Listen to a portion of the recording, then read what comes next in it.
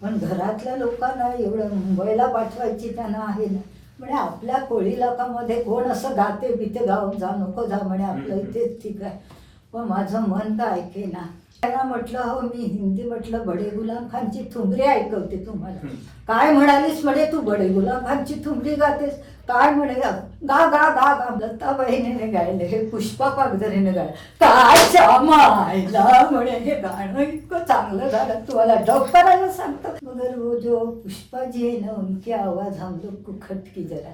तो क्या बोले, उनकी आवाज आपको खटकी, वो इतना अच्छा गाते, आप कोण होते आवाज के. साहेबाने कटेट करून कट केलं आणि त्यांना माझ्या रूममध्ये घेऊन, आपने जिसके आवाज के बारे में बोल रही थी वो गा रही कोई अंतर, आपने कैसा कहा की उनकी आवाज अच्छी नाही. आणि माझी पण त्यांनी माफी मागितली. ऐका बोला विचार बदला.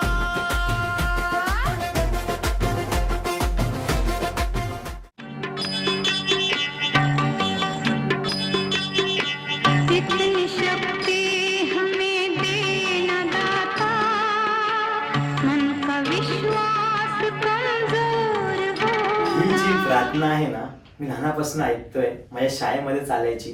पण ह्याच्या मागचं जे यांचा आवाज आहे ना, म्हणजे माझं अभाग्य सांगेल ते आपल्या आजच्या गप्पाटप्पा या पॉडकास्टमध्ये आज त्यांच्याबरोबर माझी मुलाखत घ्यायला भेटते आहे. आणि स्वागत करूया पुष्पाजी पागधरे. नमस्कार. नमस्कार. स्वागत आहे आपल्या गप्पाटप्पा या पॉडकास्टमध्ये. कसं वाटतंय तुम्हाला इथे येऊन? छान वाटलं. माझ्या ह्या प्रार्थनेने तुम्ही सुरुवात केली हे ऐकून मला आनंद झाला. सुंदर. थोडं तुम्हाला तुमचा प्रश्न म्हणजे आजकाल लोक तुम्हाला बघून एक प्रेरणा घेतात, पण त्यावेळेला तुमचा प्रवास कसा होता? तुम्हाला कधी वाटलं की मी क्षेत्र निवडलं आहे बरोबर आहे? नाही, क्षेत्र निवडायचं काही माझा असा संबंध, म्हणजे मी लहानपणापासूनच गात होते. वडील माझे भजनी आणि त्यामुळे त्यांची भजनं चालायच्या आमच्या घरामध्ये, दारामध्ये सगळी लोक यायचे, भजन चालायचं. आणि मी त्यावेळेला 2-3 वर्षाची अशी लहान एकदम बोबडे बोबडे बोल त्यांच्याशी बोलायची, वडील भजनी असल्यामुळे. तर ते रोजचं कानावर पडून पडून मला आवड झाली, मी गायला लागली. आणि लोकांना आनंद वाटायची, एवढी छोटी मुलगी तोत्रे तोत्रे बोल घेऊन गाणं म्हणते. गर्दी व्हायची, जिथे तिथे आमच्या गावामध्ये बाऱ्या असायच्या, त्याच्यामध्ये माझं आवर्जून गाणं व्हायचं बोबड्या बोबड्या बोलाने. आणि आवड झाली आणि वडिलांना पण वाटलं की अरे हिचा आवाज चांगला आहे, हिला गायची आवड आहे. मग आमच्या गावामध्ये शाळेमध्ये R.D. बेंद्रे म्हणून मास्तर होते, ते शिकवायला होते, म्हणजे त्यांचं शाळेमध्ये ते शिकवत होते. आणि माझ्या वडिलांना कोणीतरी सांगितलं की त्यांच्या घरामध्ये हार्मोनियम सगळं तबला वगैरेंचा आवाज येतो. मग वडिलांना वाटलं की चला त्यांना जाऊन भेटावं, हिला शिकायला मिळालं त्यांच्याकडून तर चांगलं होईल. आणि वडील गेले, त्यांनी सांगितलं. आणि मी त्यावेळेला एकदम छोटी, म्हणजे 3-4 वर्षाची, त्यावेळेस माझा नेटा यायचा नशा अवस्थेत. तर ते हसायला लागले, म्हणे ही गाणार हो म्हणे, हिला आवड आहे. मग त्यांच्याकडे क्लासिकल चाला आणि म्हणजे त्याने मला शिकवायला सुरुवात केली, सारे गमकरण. पण इतकी विनामूल्य त्याने मला 8-10 वर्ष मला शिकवलं त्याने गाणं, काही न घेता. आणि ती आवड झाली, क्लासिकल शिकल्या. आणि क्लासिकल शिकायला मिळालं हे माझं भाग्य. नाही तर आमच्या गावामध्ये गाणं म्हणून कोणाला काही वाईट समजायचं, म्हणजे काय गाणं गाते, हे गाते गा. त्यावेळेला तर TV सेंटर हे नाही, आम्ही आकाशवाणीवर गाणी पिकअप करायची. त्यावेळेला अख्तरी बेगमची गाणी, गजला किंवा बडे गुलाम खानच्या ठुमरे अशी मी ऐकत राहायची, कारण मास्तर क्लासिकल शिकवायचे. पण त्याने जास्त ख्याल गायकी नाही, जलद चिजा अशा मला शिकवले क्लासिकल. आणि त्यामुळे आवड झाली मला आणि माझ्या गाण्याला तो बोल्ड भेटला गाण्याचा. सुंदर सुंदर. त्यावेळेला तुम्हाला असं कधी वाटलं होतं की तुम्हाला दिग्गजांबरोबर काम करता येईल, जसे की दादा कोंडके, मग आपले वसंत देसाई, राम कदम, जे O.P. नय्यर, असे खूप मोठे दिग्गजांबरोबर तुम्ही काम केलंय, त्यांच्यावर तुम्हाला असा कुठला किस्सा सांगावासा वाटेल आम्हाला? जरूर. जेव्हा मी मग शाळा सोडल्यानंतर, माझं लग्न झाल्यानंतर मी मुंबईला आले, माझ्या मिस्टरांनी मला सांगितलं की आपण कोशिश करू इकडे तिकडे तुझ्यासाठी. आणि मी खरं म्हणजे मी शाळेत असताना म्हणजे मी इतकी त्रासली होती. मी मुंबईला आले, इथे गिरगावमध्ये राहत होते, भीमराववाडीमध्ये. गावजेकर तिथे राहत होते त्या भीमराव गल्ली. आणि तिथे मग तिथून मी आर्यम पराडकरांकडे भजनाचं त्यांच्याकडे शिकायला लागले. तसं करताना वेळ कसा जाईल, मग भावगीतांचा क्लास गोविंद पोळे मुगबाट लेनमध्ये घ्यायचे, त्यांच्याकडे संध्याकाळी क्लासला जायचे. असं करून मी फार प्रयत्न केले इथे तिथे, पण तरी मनाला शांतीच नाही झाली. माझं पुढे कसं होणार. आणि माझं शिक्षण जास्त नव्हतं झालेलं, 7वीपर्यंत शिक्षण झालं होतं. मग असं वाटलं की आता नको बाबा, ह्यात काही होणार नाही. असं करून मी परत गावाला गेले कंटाळून. म्हटलं आता काही नाही. त्यावेळेला 7वी पास झाले की बाईची नोकरी मिळायची. म्हटलं चला बाईची नोकरी करेल, काही म्हटलं माझ्या गाण्यामध्ये काही दिसत नाही. आणि मी गावी आले. मग लग्न होऊन सुद्धा मी शाळेत जायला लागले. आणि जाता जाता 7वीची परीक्षा देऊन पास झाले. मला आनंद झाला. म्हटलं चला एक काम झालं, निदान मला बाईची नोकरी तरी भेटेल. आणि त्याच काळामध्ये म्हणजे आमच्या शाळेतले भिकाजी बुधाजी नाईक टीचर होते, त्यांचा निरोप समारंभ होता. आणि त्यावेळेला मुंबईचे आपल्या वरळीचे महापौर वासुदेव वरळीकर होते, ते अध्यक्षस्थानी होते. तर ते होते त्यावेळेला मला सगळ्यांनी सांगितलं आमच्या शाळेतलं, म्हणे पुष्पा तू गा गा. तर ठीक आहे. त्यावेळेला लताबाईंचं गाणं ते फार जोरात चालू होतं, जो आवडतो सर्वांना तोची देव आवडे देवाला. तर हे गाणं म्हटलं. तर हे गाणं म्हटल्यावर वरळीकरांनी पाहिलं, म्हणे अरे कोळी समाजाची मुलगी इतकं गाते, अरे बापरे म्हणे हिचं चांगलं होईल म्हणे. हिला मुंबईसारख्या ठिकाणी कुठल्या संगीतकाराला ऐकवलं तर हिचं सोनं होईल म्हणे. आणि असं करताना म्हणे तुला मुंबईला बोलवल्यास तू येशील का? तर हो म्हटलं मी येईल. म्हणे तुला संगीतकाराला ऐकून दाखवेल, तुझं गाणं आवडेल, तुला चान्स मिळते. मला आनंद झाला. म्हटलं चला मी शाळेच्या टीचरचं बघते, हे पण होईल कुठे काय झालं तर. मी त्यांना हो केला. त्यावेळेला काय आपलं टेलिफोन वगैरे नव्हते, लेटर यायचे. आणि 1.5 महिन्यातून मला वरळीकरांचं लेटर आलं. शिवाजी पार्कला बोलवलं. शिवाजी पार्कला आले मी आणि मिस्टरांना घेऊन आले. आणि त्यांनी मला सरळ वसंत देसाईकडे नेले. वसंत देसाईकडे नेल्यावर त्यांनी माझं गाणं ऐकलं. मी मराठी एक गाणं गायलं. आणि तुला काही हिंदी गाता येते का काहीतरी? तर त्यावेळेला म्हणजे आम्ही घरामध्ये रेडिओ ऐकायचं, मी क्लासिकल जास्त ऐकायचं. आणि आशाबाईंची लताबाईंची त्यांची मी गाणी ऐकायची, पण जास्त क्लासिकलवर जोर द्यायची. तर तरी जिथली मी गीत गजला मी पिकअप करायची. आणि त्याच्यात बडे गुलाम खानच्या ठुमऱ्या लागायचे. तर ती बडे गुलाम खानची ठुमरी, तर मी त्यांना म्हटलं हो मी हिंदी म्हटलं बडे गुलाम खानची ठुमरी ऐकवते तुम्हाला. काय म्हणालीस म्हणे तू बडे गुलाम खानची ठुमरी गातेस? काय म्हणे गा गा गा गा म्हणे. आणि मी सुरुवात केली तर त्यांनी असं बघायला लागले, काय म्हणे तुझ्या आवाजाचा लय आहे, गती आहे काय. आणि ही कृपा माझ्या गुरूंची होती खरं म्हणजे R.D. बेंद्रेंची. बिचाऱ्याने मला इतकं शिकवलं होतं ताना बिना. त्यामुळे मला काही अडचण नाही. मी बडे गुलाम खानची ठुमरी त्यांना गाऊन गायली. म्हणजे खरोखर हिच्या गळ्यात सरस्वती आहे म्हणे, चांगली गाते, तारीफ केली माझी फार. पण बेटा म्हणे तुला जरा हिंदी शिकावं लागेल. तर कारण माझी खेडेगावात कुठे हिंदी बोलायची सवयच नव्हती. पिकअप करायची आकाशवाणीची गाणी. तर ते झालं. म्हणे तुला हिंदी उर्दू शिकावं लागेल. म्हटलं मी शिकेल. तर म्हणे तुला गुरु पण बघावं लागेल. तर म्हटलं कोण गुरु आहे? म्हणे मी विचार करतो. मग त्यांच्या मनात आलं. आणि माझं भाग्य बघा की रफी साहेबांचे गुरु खानसाहेब अब्दुलरहमान खान, त्यांच्याकडे त्याने मला हे केलं शिकायचं.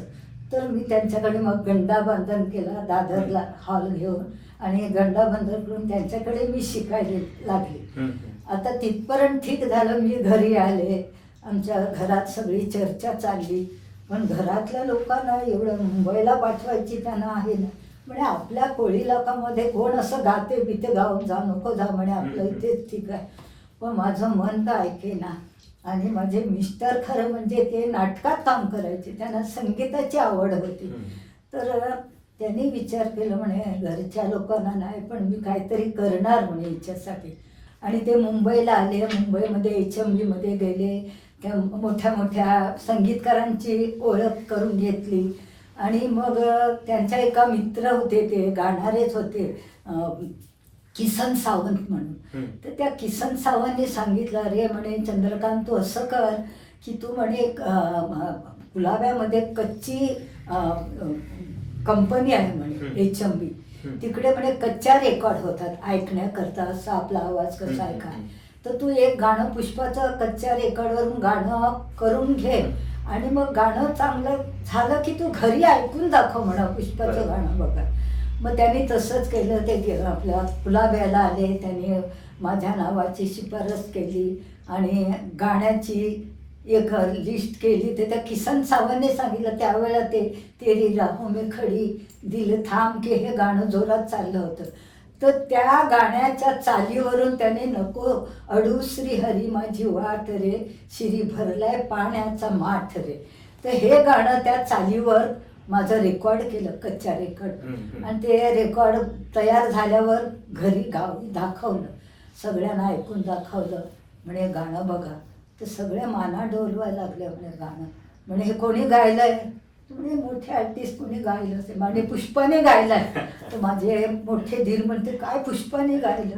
मग त्यांना बरं वाटलं, म्हणे हिला पाठवा मुंबईला, हिला गाण्याचे. तर हे माझ्यासाठी ही भाग्याचीच गोष्ट होती.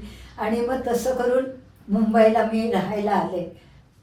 मुंबईला राहायला आल्यावर माझ्या मिस्टरांचे ओळखीवाले होते, त्यांच्याकडे मी पहिले गिरगावमध्ये राहिले, मग गिरगावमधून दादरला आले, दादरवरून मग मी माहीमला आले. तिथे मग खासा मला शिकवायला यायला लागले. मी त्यांच्याकडे गीत गझल गायला लागले. असं करता करता त्यांचा तर आठवड्यातून एकदा असायचा किंवा दोनदा शिकवायला यायचा. आणि इतर वेळा आपण काय करायचं, मग छोटे मोठे असे बाहेरचे शो करायचे, हिंदी गाणी स्टेजवर चालायची 2-2 गाणी. त्यावेळा ती मीरा सिराज म्हणून कोणी होते, असे काही आर्टिस्ट होते, त्यांच्याबरोबर मी आपली 2-2 गाणी स्टेजवर गायची. काहीतरी आपलं घरात पण खर्चायला पाहिजे ह्या करून मी आपलं करायची. मग मी मुंबईला आल्यावर आकाशवाणीवर ऑडिशन दिली.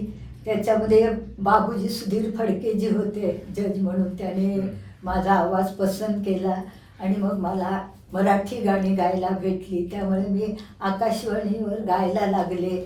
असं करता करता मग खासात तर मला हिंदी शिकवत होते, मग गझलची पण मी ऑडिशन दिली आणि त्याच्यात पण पास झाले. त्यामुळे माझे दोन्ही कामं चालू झाली. आणि बाहेर पण मला आकाशवाणीकडून बोलवायला आले कन्सर्टसाठी. मग मी पुष्कळ कन्सर्ट पण केले, आसामपर्यंत इकडे मुंबईपर्यंत सगळं, दिल्ली काश्मीर सगळीकडे गीत गझलचे प्रोग्राम करत असं माझं नाव होत चाललं. आणि मग एक दिवस शरद पिळगावकर, सचिनचे वडील, मी अशी घरी रियाज करत होते, त्याने माझं गाणं ऐकलं होतं. तर ते घरी आल्याने दारातच उभे राहिले. मला काही कल्पना नाही, मी आपली रियाज करत होते. रियाज करता करता थांबले आणि पाणी पित होते. तेवढ्यात ते बाहेरून टाळ्या सुटत, अरे पुष्पाबाई काय तुम्ही गाता म्हणे, तुम्ही कशा मागे राहिल्या, काय गाता तुम्ही, फार छान गाता. मग ओळख वगैरे झाली. मग त्याने मला सांगितलं की तुला रामभाऊंशी मी ओळख करून देईल, राम कदमशी तुमची भेट करून देईल, तुम्हाला पिक्चरमधली गाणी भेटतील. असं मला पण आनंद झाला. म्हटलं चांगलंच आहे, म्हटलं माझं भाग्यच उजळले, म्हटलं सुरुवात होईल म्हणजे इंडस्ट्रीत. मग एक दिवस त्यांनी वेळ घेतलं रामभाऊंचं, आणि रामभाऊंचं रेकॉर्डिंग होतं, ते बॉम्बेला मध्ये रेकॉर्डिंग करायचे. ते लॉजमध्ये उतरले होते, मला तिकडे घेऊन गेले. रामभाऊने माझं गाणं ऐकलं, ते पण म्हणाले पुष्पा तुझ्या गळ्यात छान हरकती वगैरे आहेत, छान गाते सुद्धा. तर म्हटलं रामभाऊ मला पण कधी असं गाणं द्या. हो म्हणे, कधी योग येईल देईल म्हणे, छान गाते तू, गात राहा. असं करताना म्हटलं रामभाऊ एखाद्या पिक्चरमधलं मला दे गाणं, द्या गाणं. तर मला म्हणाले ठीक आहे. असं करताना एकदा मी त्यांच्या मागे लागायचे. तर असं करताना एक दिवस त्यांनी गाणं मला दाखवलं. त्यांचं गाणं दुसऱ्याकडे होतं. पण म्हणे ही बाई मला नेहमी बोलते गाणं गाणं द्या. आणि मग तो म्हणे नाही काय आहे, मला एक नाटक आलं आहे, गाढवाला भेटला गुरु. अरे बापरे म्हटलं, आता गाढवाला काय कुत्र्याला काय भेटलं, जे त्यांच्याकडून गाणं मिळते आपल्याला नाव करायचं आहे कुठलं तरी. आणि मग त्याने मला त्या नाटकामध्ये गायला सांगितलं. तर मी मग पुण्याला जायची, गाणं गायची त्यांची नाटकाची तर शो झाले नाही, पण गाणी पिकअप करत होते.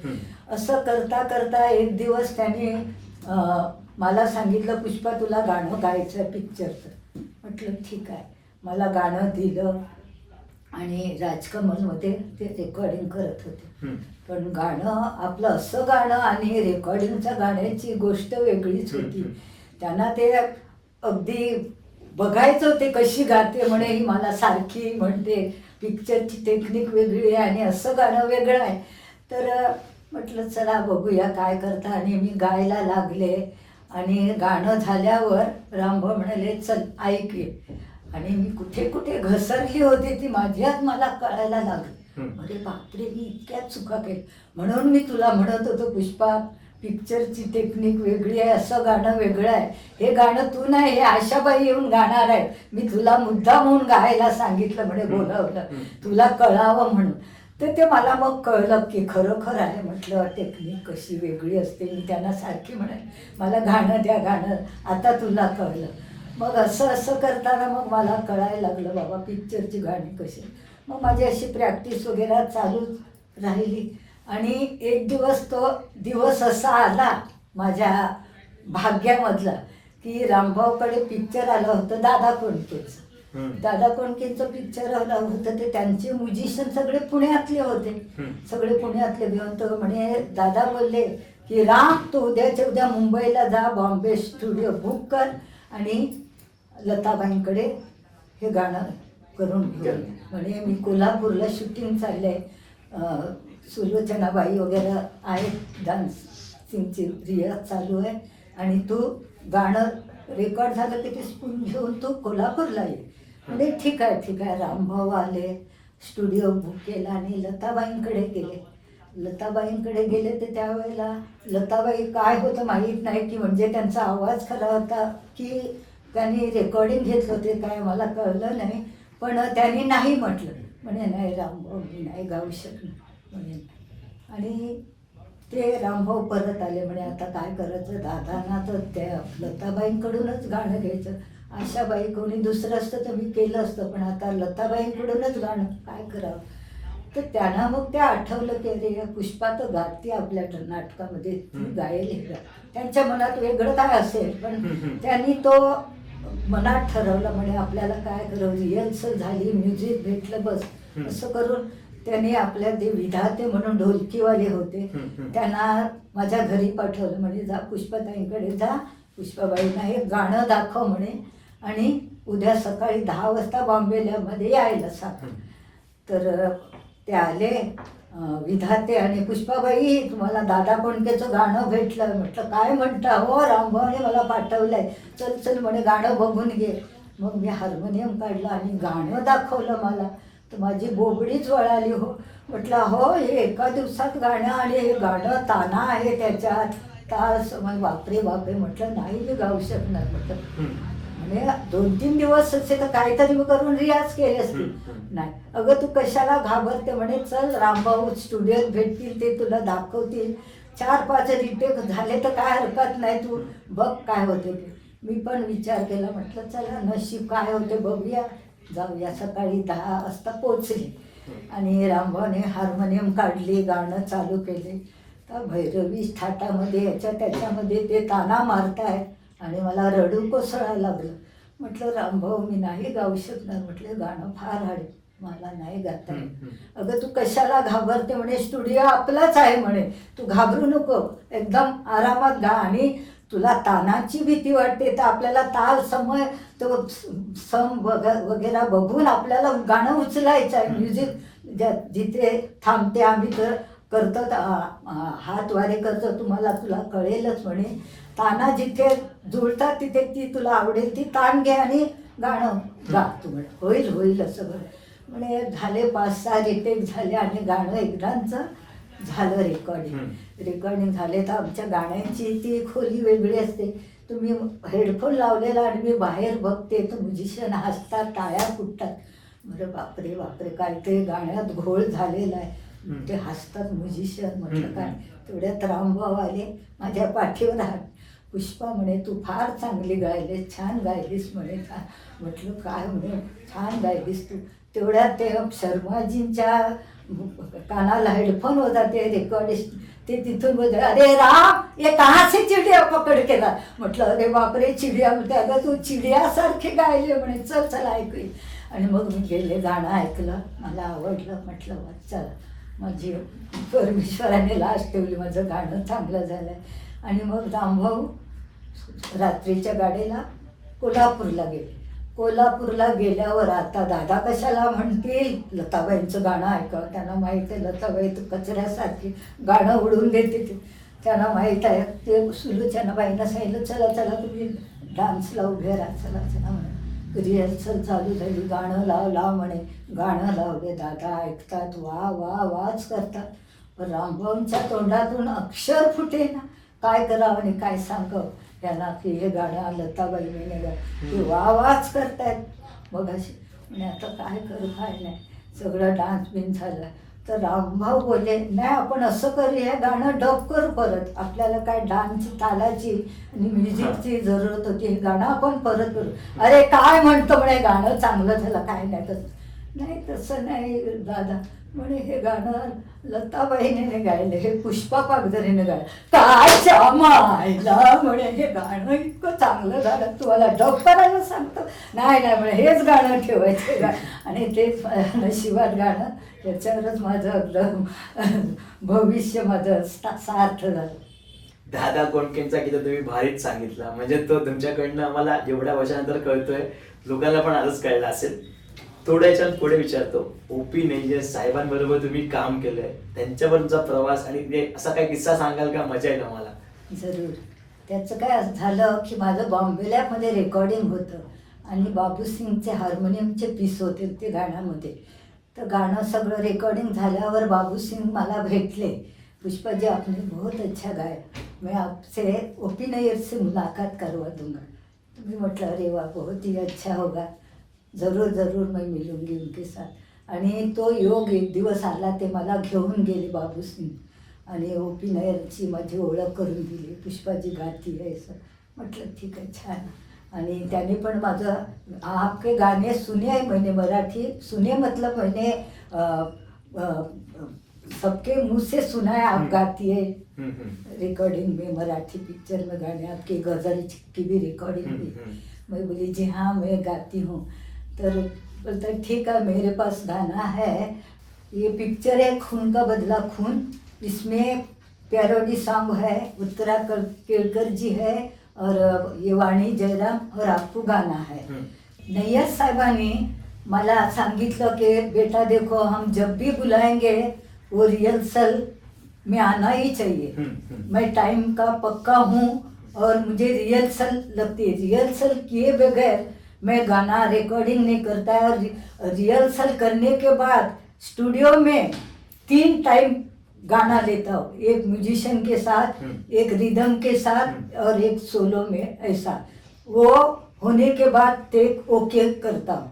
उसमें अगर कोई भी गलती हो गया तो फिर वो वैसा ही रहेगा. हे त्यांना रिहर्सल, हल्लीच्या काळामध्ये काय हल्ली गाणं दिलं लोक आपलं गात आहे, पण त्यावेळेला त्यांना रिहर्सल लागायची. रिहर्सल केल्या बगैर ते कधीच रेकॉर्डिंग करायचे. आणि त्याने मला तारीख दिली की ह्या तारखेपासून रिहर्सलला इथं यायचं कंटिन्यू. तर तारीख सांगितली. त्या तारखेमध्ये माझा प्रोग्राम होता गुजरातमध्ये, सुरतमध्ये. त्यावेळेला मी जयवंत कुलकर्णी बरोबर आमची पार्टी होती, तर आमचे प्रोग्राम चालायचे. तर तिथे प्रोग्राम होता. म्हटलं अरे बापरे, त्या दिवशी तर माझा प्रोग्राम मी कशी येऊ शकणार. तर काय करावं. परत मी त्यांना सांगितलं, म्हणजे साहब मेरा उस दिन प्रोग्राम है गुजरात में, सूरत में, तो मैं उस दिन नहीं आऊँगी. तो बापरे ते त्यांचा चेहरा बघण्यासारखा झाला. तो बेटा पैसा कीजिए, आप प्रोग्राम करके आइए, हम अगले पिक्चर आएंगे, उसमें गवाऊंगा आपको. बस एवढं बोलल्याबरोबर माझा चेहरा असा पडला की मी असं मला वाटलं की अरे परमेश्वरा, मला इतका मोठा संगीतकाराकडे चान्स भेटला होता आणि तो पण आता गेला. आणि ते शब्दाचे पक्के करेक्ट माणूस, ओपिनियर म्हणजे टायमांचे आणि शब्दांचे, त्याला ते चालत नाही. तर म्हटलं चला काय जे आहे ते आपल्या नशिबात, असं करून मग मी तिथून आले. पण त्यांची एक ओळखीची एक ही होती आपली कोरसवाली ओळखीची, ते तिने पण सांगितलं आणि साहब वो गाती है, अच्छा गाती है, पिक्चर में गाते नहीं, बोलता है मेरा पहले रिहर्सल है, उसमें मेरे को ये सुनने मिला तो नहीं, हम नहीं जाने दो, मैं अगले पिक्चर में उसको गवाऊंगा. झालं, त्यांचं बोलणं झालं आणि मग मी घरी आले. घरी आल्याने अशी उदास म्हणून बसले टेबलावर आणि त्यावेळेला मला साईबाबांचा असा लादीवर हात दिसतो आणि मी बोलते, बाबा बघा माझं नशीब, म्हटलं इतके मोठे संगीतकार, त्यांच्याकडे गाणं होणार होतं माझं, ते कट झालं म्हटलं. आणि तेवढ्यात माधुरी म्हणून नय्यर साहेबांची ओळखी, कोरसमध्ये ती गायची, ती आली. मला म्हणाली चल पुष्पा पुष्पा चल, तुला साहेबांनी बोलवलं म्हणे.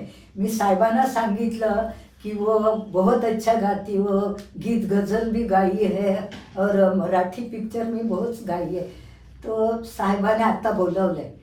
तर मला आनंद झाला. मी बाबांना असा हात जोडले, म्हटलं बाबा आपकी कृपा आहे. आणि असं करून मी तिच्याबरोबर तशीच गेले त्यांच्या घरी. ते त्यांच्या घरी आले होते नय्यर साहेब आणि माझी रेकॉर्ड घेऊन बोलावलं होतं. ती माझी गीत गझलची मी रेकॉर्ड घेऊन गेले. साहेबांनी तिथे ऐकली आणि साहेब खुश झाले. पुष्पा तुम जाओ प्रोग्राम, तुम अच्छा गाती हो, प्रोग्राम करके आना. आणि मग मला तारीख सांगितली, त्याप्रमाणे मग आमच्या रिहर्सल चालू झाल्या. आणि ज्या दिवशी पहिली रिहर्सल होती त्यावेळेला प्रोड्युसर रतन मोहन पण आले होते आणि आमच्या तिघींची रिहर्सल चालू झाली. चालू करताना सगळं झाल्यानंतर साहेबांनी विचारलं कैसे लगा ये लड़की लोग का गाना. तर प्रोड्यूसर बघत राहिले, बोलते उत्तरा जी भी बहुत अच्छा गाई, वाणी जी भी अच्छा गाई, मगर वो जो पुष्पा जी है ना उनकी आवाज़ हम लोग को खटकी जरा. वो क्या बोले, उनकी आवाज़ आपको खटकी, वो इतना अच्छा गाते, आप कौन होते आवाज़ के, मालूम है किसके आवाज़ में क्या है, आपने कैसे बोल दिया वो अच्छा नहीं गाती. आणि त्यांनी स्क्रिप्ट अशी फेकून दिली आणि एकदम रागाने ते रतन मोहनजी घाबरले एकदम. अरे बापरे साहब एवढे होता, आपने आज वो अच्छा लड़की गाती, इंडस्ट्री में गाती है, आपने उनका ऐसा बोल दिया कि वो अच्छा नहीं गाती, आपकी पिक्चर नहीं करनी है मुझे. आणि स्क्रिप्ट फेकून देऊन ते असे गप्प राहिले. आणि रतन मोहन त्याने मग त्यांची माफी मागितली. बोलते साहब गलती हो गई, ठीक है गाएंगे. तर मला पण हे वाजा. आणि माझी सवय अशी होती की मी कधी कुठल्याही रेकॉर्डिंगमध्ये मला जोपर्यंत माझ्या मनामध्ये ठीक गाणं बसलं ना, मी आपल्या मोकळ्या आवाजात गाण्याची माझी ती सवय नव्हती. त्यामुळे ते गाणं त्यांना असं वाटलं आणि ते मी मनात समजले. ठीक आता. आणि साहेबांच्या अशा रिहर्सल चालूच होत्या. आणि मग तो दिवस पण आला स्टुडिओचा आणि मेहबूब स्टुडिओमध्ये आमचं रेकॉर्डिंग ठरवलं. आणि माझा अंतरा पहिला होता आणि वाणी जयरामचा दुसरा आणि उत्तराचा तिसरा होता. तर साहेबांना काय वाटलं माहीत नाही, त्या प्रोड्युसरने सांगितलं की पुष्पाजी की आवाज मग हमें अच्छी नाही लगी. तर त्यांच्या मनामध्ये ते खटखट होतं. तर ते खटकत असताना त्यांना असं वाटलं की ठीक आहे, वाणी जयराम पहिला अंतरा गाएगी, जो उसका अंतरा उत्तरा उसका अंतरा गाएगी, पुष्पा का लास्ट रखेंगे, क्यों अगर कोई गडबड हुई तो वो कट करेंगे वैसे. तर असं करून मला साहेबांनी तिथे सांगितलं की ये तुला शेवटचे अंतरा गायचा शेवटला. मी ठीक म्हटलं, मला काय वाटलं नाही. झालं, वाणी जयरामजी गायली, उत्तराजी गायली आणि माझ्या गाण्याला मी उभे राहिले, कारण पॅरडी सॉन्ग होते, प्रत्येकांचे अंतरे वेगळे होते. आणि माझ्या गाण्याला मी सुरुवात केल्याबरोबर असे ते प्रोड्युसर उभे राहिले. तर आणि त्यांना ह्यांना ओपीनं येत नव्हतं, आशाजी गा रे. मला बोलायला नाही पाहिजे, आशाजी माझी गुरु आहे, पण त्यांना तशा आवाजामध्ये त्यांना तशी कण वाटली की आशाजी गा रे. तर साहेबाने कट करून कट केलं आणि त्यांना माझ्या रूममध्ये घेऊन, आपने जिसके आवाज के बारे में बोल रही थी वो गा रही कोई अंतर, आपने कैसा कहा की उनकी आवाज अच्छी नाही. आणि माझी पण त्यांनी माफी मागितली आणि मग रेकॉर्डिंग झालं आणि माझा तो अंतरा पहिला ठेवला आणि ते गाणं पॅरोडी संसार. सुंदर सुंदर, एवढा मस्त किस्सा तुम्ही सांगितला ना, म्हणजे आम्हाला आता असं वाटतं की पहिल्यांदाच म्हणजे आम्हाला कळावा, म्हणजे आमच्या स्वतःला पण माहित नसेल याच्याबद्दल असं, पण तुम्ही आमच्या गप्पा टप्पामध्ये सांगितलं तर आम्हाला खूप बरं वाटतंय. म्हणजे त्यावेळेला हे सगळे रिहर्सल वगैरे व्हायचं. आता जमाना चालू आहे AI, कराओके, म्हणजे जो बेसूर आहे तो पण चुरामध्ये घालतो. म्हणजे आणि ज्यांनी एवढी प्रॅक्टिस केली आहे, जो रियाज करतो वगैरे, तर तुम्हाला कसं वाटतं, तुम्ही काय बघता याच्यामध्ये डिफरन्शिएट, चांगलं आहे की वाईट आहे? नाही, दोन्हीमध्ये काय म्हणावं, हल्लीची जनताच तशी आहे, काय चांगलं आणि वाईट काय बोलायला नाही. पण जो माणूस चांगला गातो त्यांना जरासं आवाजामध्ये काय फरक की खटकतं. आणि जे हल्ली जे चाललंय, जसं पहिले लोक घरामध्ये पोहे चिवडा खायचे, हल्ली चटपटी खाण्याची सवय झाली, तशी लोकांना सवय झाली आहे गाण्याची. कसंही आपलं स्टुडिओमध्ये गातात आणि पब्लिकला काही कळत नाही हो की गाणं काय झालं. एक्को करतात मोठमोठा आवाज, माणूस कुठे घसरतो काय, त्यांना काही फरक नाही. तर खरं म्हणजे आर्टिस्टने क्लासिकल शिकायला पाहिजे. क्लासिकल शिकल्यानंतर आपल्याला त्या गाण्यामध्ये कळतं आपण कुठे काय करतो, कसं गातो, कुठे गोडवा आहे, कुठे घसरलं, हे त्यांना कळतं. तर त्याने पहिलं म्हणजे खरं क्लासिकल शिकायला पाहिजे आणि मग गायला पाहिजे. आणि हल्लीची जनताच वेगळी झाली. पहिल्यांचं गाणं क्लासिकलवर संगीतकार गाणी बनवायचे आणि त्यामुळे हल्ली बी आशाबाई म्हणा, लताबाई म्हणा, रफी साहेब म्हणा, सगळे मोठमोठे आर्टिस्ट होऊन गेले. गाणी हल्ली पहिल्यांची लागल्यावर आपल्या शरीराला काटे येतात ऐकल्यावर. पण हल्लीची गाणी अशी चालले की लोकांना खाली डान्स करायला पाहिजे, कमर हलवायला पाहिजे बस. मग ते शब्द कसे असो, मग ते काही कसं असो, त्यांना कमर हलवायला पाहिजे, रिदम चांगला पाहिजे बस एवढं. पण पहिल्याची संगीतकार तशी नव्हती, ते रागदारी बघून गाणी बनवायचं. तर पहिल्या ह्याच्यामध्ये तेच आहे. आणि पहिलं म्हणजे कट, जरासं चूक झाली की रेकॉर्डिंग कट व्हायची. हल्ली काय नाही, हल्ली काय झालं, गाणं कट झालं, एक ओळ जाऊन परत जुळून गाणं घेतात. तर त्याच्यामध्ये काय तथ्य राहिलं नाही. म्हणजे खरं म्हणजे, आणि कधी कधी असं वाटतं की हा जमानाच तसा चालला, लोकांना तशीच गाणी पाहिजे. म्हणून संगीतकारांचा काही याच्यात दोष नसतं, त्यांना जसं गाणं पाहिजे प्रोड्युसरना तसं ते बनवून देतात. पण गाणाऱ्याने मात्र चांगला गुरु करून क्लासिकल शिकायला पाहिजे आणि मेहनत करून गायला पाहिजे, एवढीच माझी. नाही, बरोबर. तुम्हाला क्लासिकलने एक बेस मिळतो, तुम्ही सांगितलं प्रमाणे. तर जे आपल्या ऐकतात, जे बघतात, त्यांनी ह्यांचं जे आहे खूप मोठं कार्य आहे, तुम्ही सगळ्यांनी ऐकलं पाहिजे ह्यांचं. थोड्याच्या पुढे जातो मी की एक स्त्री म्हणून जेव्हा तुम्ही कुठल्याही अशा क्षेत्रामध्ये काम करतात तर लोक तुम्हाला थोडंसं कमी लेखतात. असं झालं आमच्याबरोबर कधी की अरे स्त्री आहे रे, काय करूया, म्हणजे द्यायचा का चान्स की नाही द्यायचा, असं काय जेव्हा काही घडलं? नाही, असं इंडस्ट्रीमध्ये का नाही, माझ्यावर कोणी असं केलं नाही, असं कोणी केलं नाही. मी पहिल्यापासून गायला लागले, माझी गाणी चांगली झाली, प्रत्येक ह्याच्यामध्ये मला अवॉर्ड पण भेटले. आणि असं माझ्यावर कधी झालं नाही की कोणी हे सांगून हे गाणं त्यांच्याकडून घेऊन मग डब केलं, असं माझ्या कारकिर्दीमध्ये नाही झालं. ही नवी पिढी तुम्हाला बघते, जे यंगस्टर लोक आहेत ते तुम्हाला बघतायत, तर त्यांना तुम्ही असं काय सांगणार की ह्या पॉडकास्ट त्यांनी शेवटपर्यंत बघितला आहे, म्हणजे किस्से त्यांनी ऐकले, तुमची गंमत सगळ्यांनी ऐकली, तर त्यांना तुम्ही असं काय सांगणार की त्यांनी ते शिकून जावं तुमच्याकडनं? नाही, शिकून जावं म्हणजे आर्टिस्टने ना. हा, बस आर्टिस्टने एवढंच सांगणं आहे की जी लोक आता गातात, स्टेजवर गातात, हॉलमध्ये गातात, लोकांना काय माहीत तुम्ही कुठे घसरता, कुठे काय करता, पण त्यांनी चांगला गुरु त्यांच्याकडून शिकायला पाहिजे. आणि ते शिकायला पाहिजे ते पण क्लासिकल शिकायला पाहिजे. रागदारीची माहिती पाहिजे, तानांची माहिती पाहिजे, रिदमची माहिती पाहिजे. कारण इंडस्ट्रीमध्ये रेकॉर्डिंग चालतात ते सगळं म्युझिकवर असते. म्युझिक कुठे, सम, ताल, काळ सगळे हे माहीत व्हायला पाहिजे. खाली लोक काय करतात, आपले कॅसेट घेतात, रेडिओवर गाणे ऐकतात किंवा टी व्हीवर गाणे ऐकतात, पिकअप करतात, हॉलमध्ये गातात.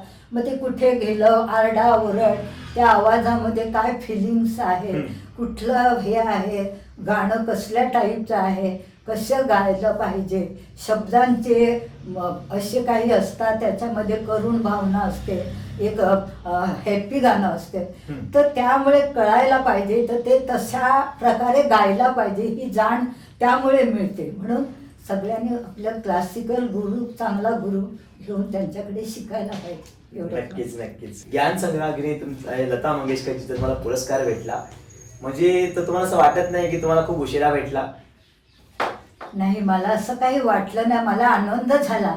अहो, मी कोळी समाजाची मुलगी. मला आता मी तुम्हाला काय सांगू, मी असे प्रयत्न केले या इंडस्ट्रीमध्ये यायला, त्याच्यामध्ये माझ्या मिस्टरांचा फार हात होता. त्यांनी माझी इतकी मदत केली आहे की आमच्या गावी माझ्या मोठ्या मिस्टरांचे भाऊ हरिचंद्र पागधरे, त्यांना इच्छा नव्हती की नाही त्यांनी गाणी गावी, पण त्यांना, माझ्या मिस्टरांना इतकं वाटलं माझ्या, त्यांनी गळ्यामध्ये जाणलं की हिला गाण्याचं आवड आहे, आणि त्याने माझ्यासाठी मेहनत घेऊन मला इतकी, माझ्यासाठी त्याने मुंबईमध्ये दौड धुतली. मी मुंबईला राहिल्यावर त्यांनी सगळी घरची कामं बघितली. मला ते म्हणायचे, जा तू आपली संगीतकाराकडे जा, ह्याला भेट, त्याला भेट, कुठे चान्स भेटेल, प्रयत्न कर. आणि मी प्रयत्न केले. त्या प्रयत्नाने मी अशी पुढे आले आणि तो काळ पण असा आला की मला लता मंगेशकर अवॉर्ड भेटला हे कळलं ज्या वेळेला मला संध्याकाळी तावडेजींचा फोन आला. तावडेजींचा फोन आला तर मी त्यांना ओळखतच नव्हते खरं म्हणजे तावडेजी कोण आहे. तर त्यांनी फोन केला, पुष्पाताई तुम्ही घरी आहात ना, तुम्हीच बोलता ना? म्हटलं हो, मी पुष्पा पागधरेच बोलते. अहो, तुम्हाला लता मंगेशकर अवॉर्ड भेटला आहे. म्हटलं काय हो, माझ्या गरिबांची तुम्ही मस्करी करता मला, मी कोळी समाजाची, मला कोण एवढं मोठं लता मंगेशकर अवॉर्ड देणार? नाही हो, खरं बोलतं. आणि ते ऐकल्याबरोबर माझ्या हातातला माझा फोन असा सुटला आणि मला रडायला आलं आणि मी रडायला लागले. तर म्हणे, अहो पुष्पाताई कुठे हरवून गेल्या? अहो तुम्हाला अवॉर्ड भेटलाय, तुम्ही रडायला काय लागलात?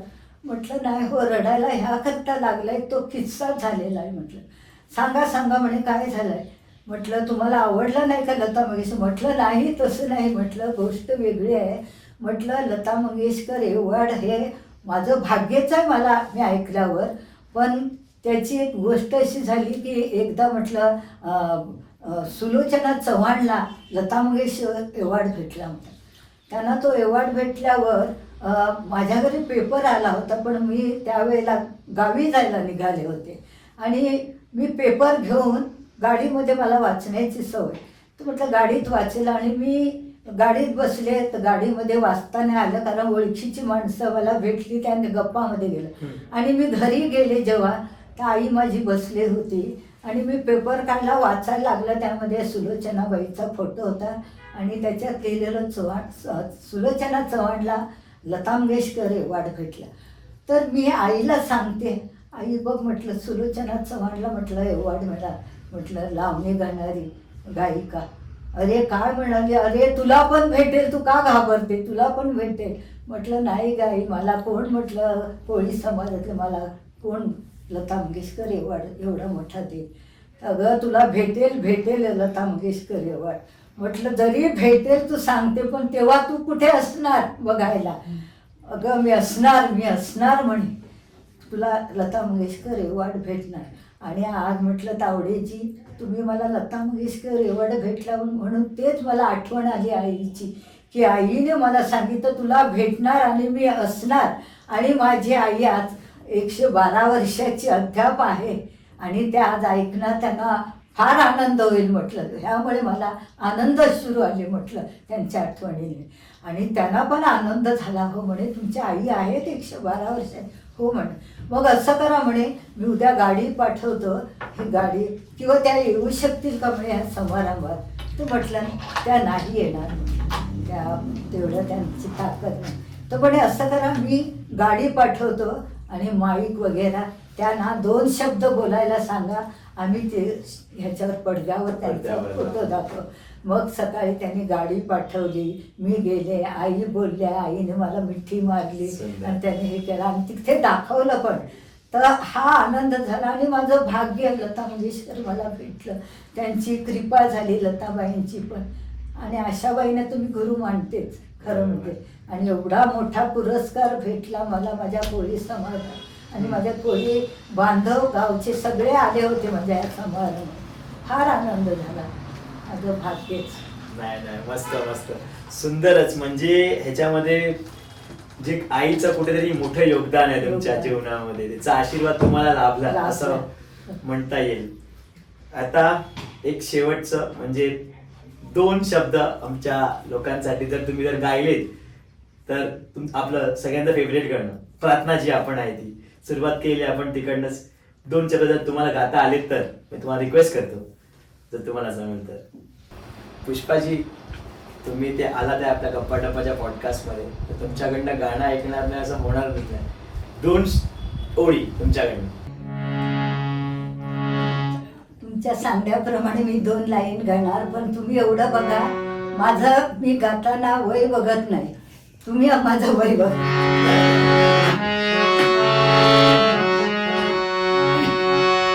इतनी शक्ति हमें देना दाता, मन का विश्वास कमजोर होना.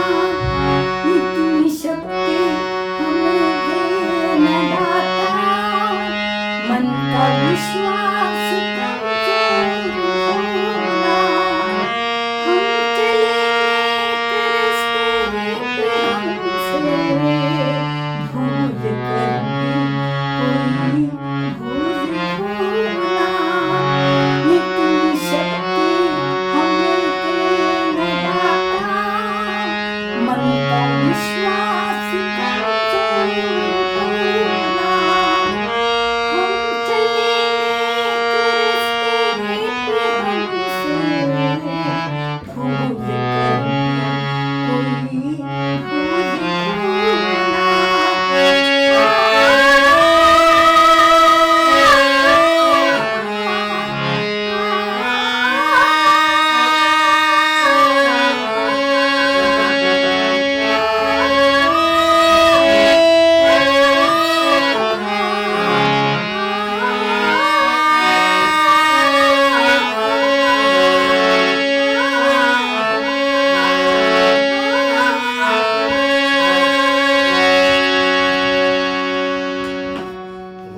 पुढं झालं. वा वा छान छान. तुमच्या या 2 ओळींनी अख्खा जो स्टुडिओ आहे आमचा तो असा मंत्रमुग्ध झाला होता. Thank you so much. तुम्ही तुमचा एकदम मूल्यवान वेळ दिल्याबद्दल आम्हाला. आणि गाईज तुम्ही कमेंट करून सांगा तुम्हाला कसा वाटला आजचा पॉडकास्ट. आणि धन्यवाद, तुमचे खूप खूप आभार पुष्पाजी, तुम्ही इथे आपल्या स्टुडिओमध्ये गप्पा टप्पाच्या मध्ये. Thank you so much.